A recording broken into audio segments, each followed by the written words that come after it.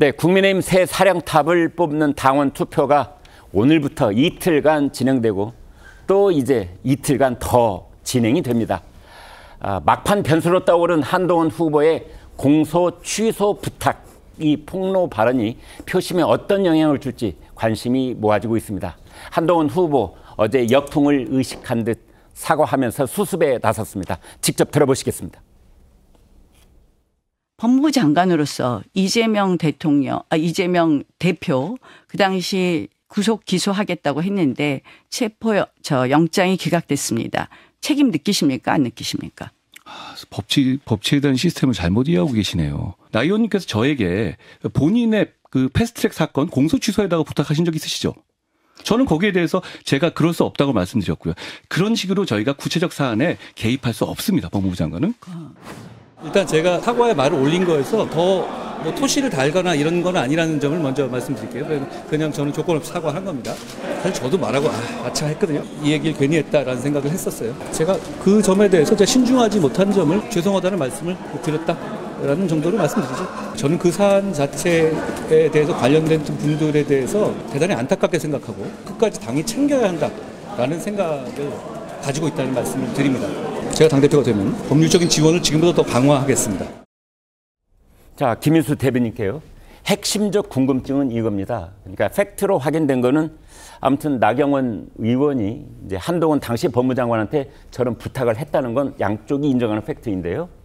자, 이번에 이 폭로, 이러한 논란을 한동훈 전 장관은 알았을까요? 몰랐을까요?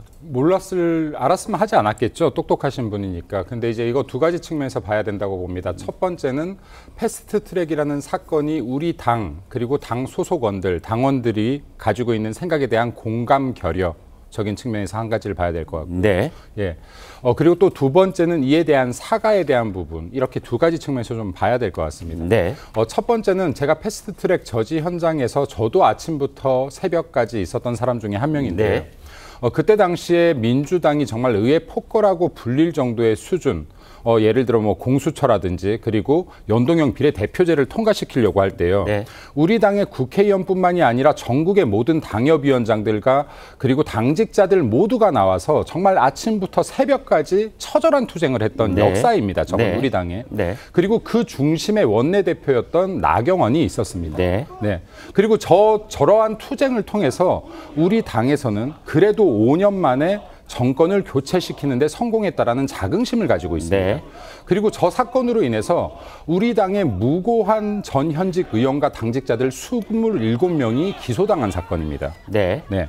우리가 저 현장에 실제로 300~400명 이상이 있었지만 27명이 기소당했습니다. 네. 모두가 그 27명에게 미안해하고 죄스러워합니다. 그 기소당한 건 언제 있었던 일이죠? 벌써 그게 문재인 정부 때인가요? 그렇죠. 문재인 정부 때의 검찰. 네, 그렇습니다. 네. 자, 그러면 우리들도 같이 기소당하지 못해서 미안한 죄스러운 마음을 갖고 있는 사건이에요. 네. 그리고 그때 당시에 원내대표로 있던 나경원 같은 경우는 이 기소가 시작될 때요.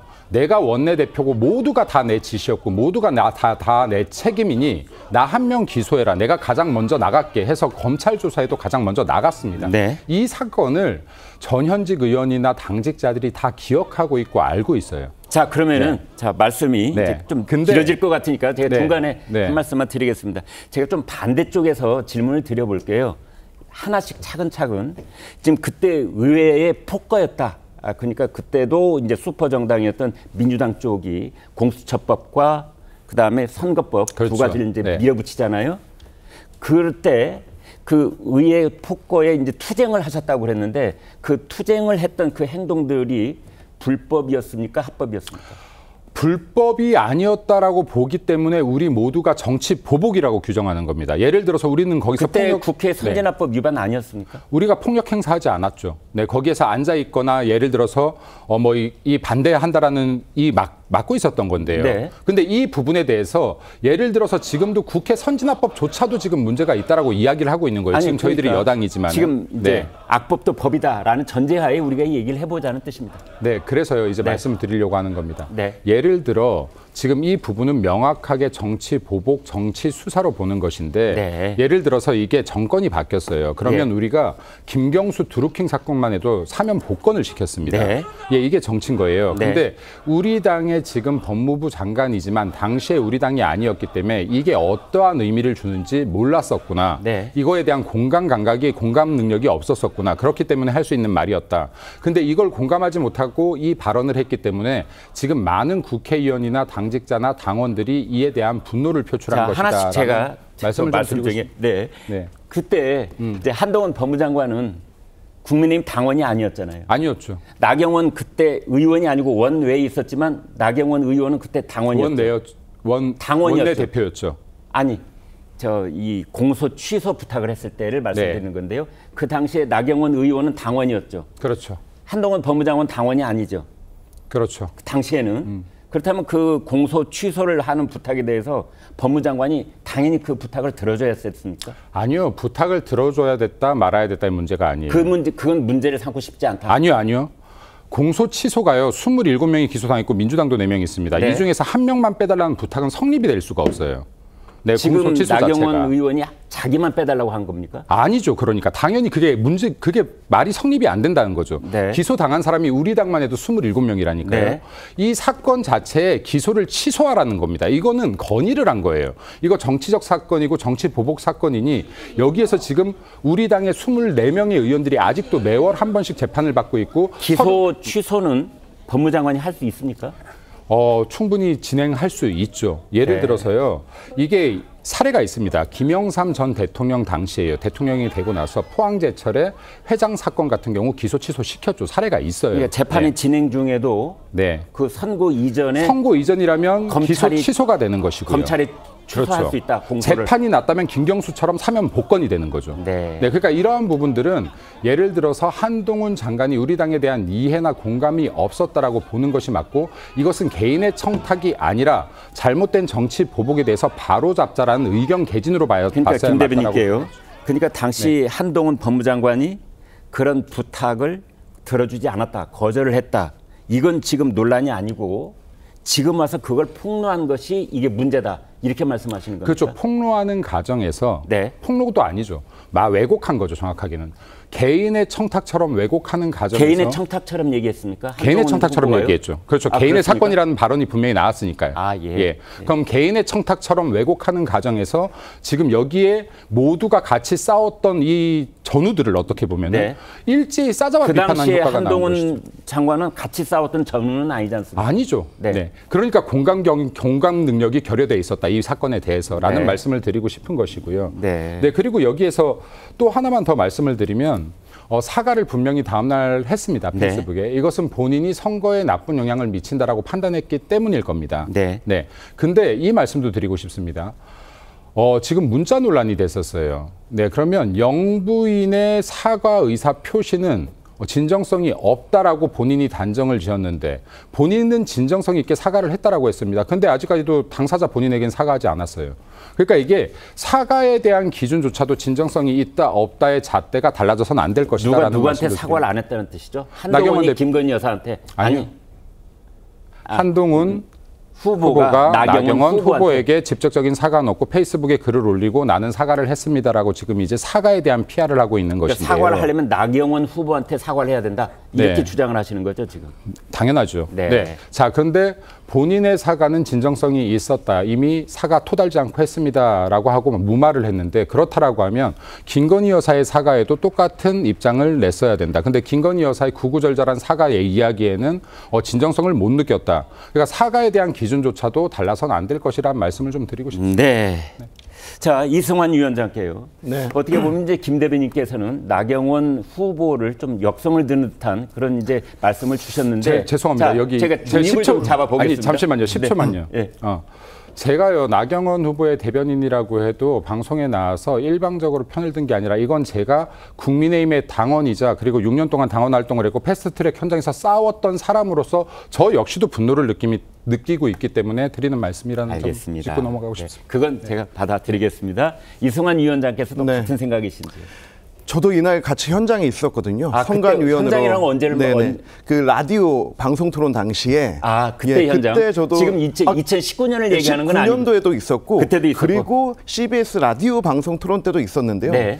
저 발언이 딱 나오니까 같이 현장에 있던 기자들이 갑자기 하더니 타이핑이 빨라지고 전화를 붙잡고 나가고 네. 제 등골은 서늘해지고 뭐 이런 기분이 들었습니다. 그랬군요. 이거는 넘지 말아야 될 선을 넘었다. 그리고 한동훈 후보가. 네, 한동훈 후보가. 그리고 이것은 계획적으로 나온 발언은 아닌 것 같다라고 하는 생각이 들었습니다. 이 부분에 대해서 그러면 한동훈 후보가 즉흥적으로 혹은 욱해서 네. 지금까지 너무나 공격을 한 몸에 받다 보니까 네. 이날따라 그냥 그 감정을 억제하지 못하고 떠오르는 생각을 얘기해버렸다. 제 느낌에는 준비는 했던 것 같은데 이 준비한 것을 주변과 공유는 하지 않았던 것 같아요. 할까 말까 망설이는 상태였었다. 그러니까 혼자의 머릿속에 가지고 있다가 쓸 수도 있는 카드가 아니야 하다가 이제 우발적으로 나오게 된 것 같은데 네. 근데 이런 부분에서 좀 많은 분들이 우려를 가지고 계십니다. 이때에 이게 과연 청탁이었냐 아니냐. 저는 정치에서 가장 기억에 남는 격언 중에 하나가 정치는 교도소 담장 위를 걷는 것이다라고 하는데요.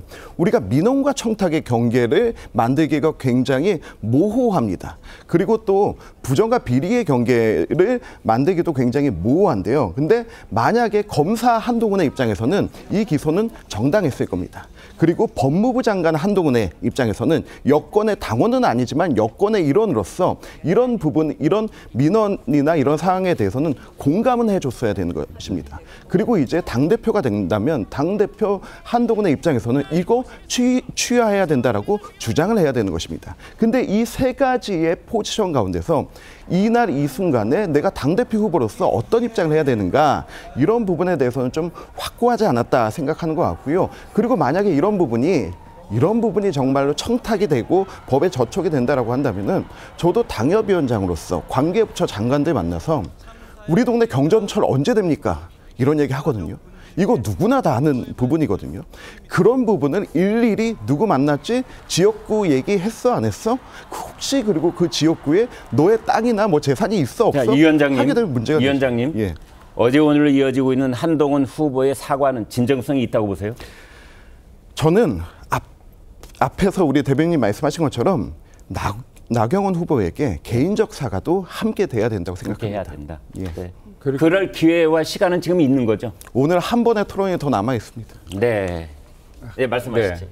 그리고 하나만 더 말씀드릴게요. 어제도 저는 사실은 이 사건에 대해서는 빠르게 한동훈 후보가 사과하길 바랬습니다. 네. 근데 어제 토론에서도 개인 사건이라는 발언이 무심결에 나왔는데요. 그리고 여기 법무부 장관은 이런 개별 사건에 개입을 하지 않는다라고 했습니다. 근데 한동훈 후보가 법무부 장관이 되고 나서요. 본인이 이번 선거운동 기간에 외쳤던 말입니다. 이거. 4.3 사건 직권 재심, 청구 지침 제가 내렸습니다라는 말을 했고요. 네. 또 인혁당 사건에 대한 이자 면제 사건 역시도 직권 지시를 했다라고 본인이 이야기했습니다. 네. 자, 이러한 것들을 이야기할 때는 국민들의 고통을 외면하지 않겠다라고 했는데 정말 당원들과 27명의 지금 매월 한 번씩 재판을 받고 31번째 재판을 받고 있는 당원들 그리고 우리 당의 동료들 그때 당시 싸웠던 전우들의 고통은 보이지 않는지도 다시 한번 묻고 싶습니다. 네, 김인수 대변인께서는 현재 나경원 후보의 대변인 역할을 맡고는 있지만 지금 이 방송에서의 발언은 국민의힘 당원으로서 하고 있는 것이다. 라고 말씀드린 점 여러분 참작해 주시기 바랍니다. 최병천 소장님께요. 네. 자, 여기서 중요한 건 그리고 궁금한 건 또 이겁니다. 지금 이 한동훈 후보의 마지막에 그 폭로 파동 이것이 지금 오늘부터 투표에 들어가는 당원들의 표심에 영향을 줄까요? 안 줄까요? 그 얘기를 좀 하기에 앞서가지고 앞에서 이제 2019년도 패스트트랙 얘기를 했는데요. 네네네. 우리가 17대 국회라든가 뭐 우리나라 국회에서 서로 이제 회의장을 점거하는 일이 되게 많았거든요. 네. 그래서 그런 걸 고민을 해가지고 당시에 이제 18대 국회에서 만들어진 게 국회 선진화법이라는 거예요. 네. 당시 유행하던 말 중에 하나가 이제 동물 국회를 좀 막아보자라는 차원에서 이제 만든 거거든요. 네. 그런데 그렇다고 지금 해서 식물 국회가 돼서도 안 되겠죠. 네, 그렇죠. 근데 네. 19년도에 민주당 의원들도 그때 이제 기소가 같이 됐었는데 네. 국민의힘 23명과 민주당 이종걸, 박범계, 표창원, 김병욱 이런 의원 등등이 이제 같이 기소가 됐었어요. 네. 그리고 기소된 이유는 회의장을 점거했기 때문이에요. 네. 그리고 실은 패스트트랙 법이 통과된 이후로 최대의 어떤 이제 물리적 점거 사건이었기 때문에 네. 국민의힘 쪽 분들 입장에서 무슨 정당한 투쟁했다고 말하는 거 이해는 할 수 있지만 네. 합법적인 테두리는 벗어난 거로 봐야 되는 거죠. 네. 만약에 그것이 그렇게 하고도 관계없다 그러면 회의장 점거 촉진법이랑 같은 의미를 갖게 되거든요. 그래서 그거는 제가 보기에는 좀 이제 국민의힘 입장에서는 뭐 투쟁의 정당성을 이야기할 수는 있겠지만 이 국회법을 사실상 또는 국회 선진화법을 사실상 무력화시키는 거기 때문에 네. 그걸 하기는 좀 제가 보기에는 좀 과다하다라는 입장이 좀 생각이 들고 네. 그리고 또 하나는 지금 저는 이제 뭐 국민의힘 관계자는 전혀 아니기 때문에 네.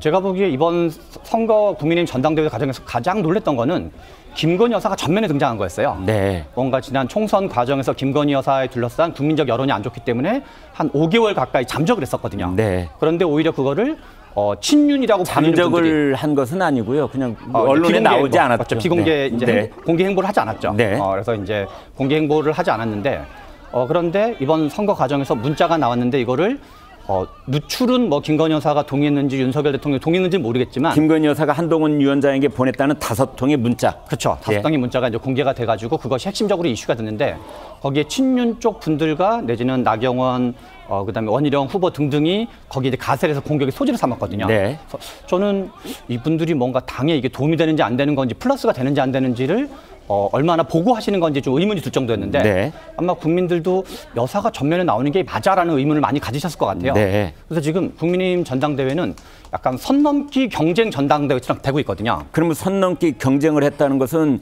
김 여사 문자 논란도 선을 넘은 거고 그러면 우리가 이번에 한동훈 후보가 나경원 후보에 관련해서 폭로한 것도 선을 넘은 것이다. 심지어 국민의힘 내부에서 이게 전당대회인지 분당대회인지 모르겠다는 얘기가 국민의힘 내부에서 나오는 얘기인데 네.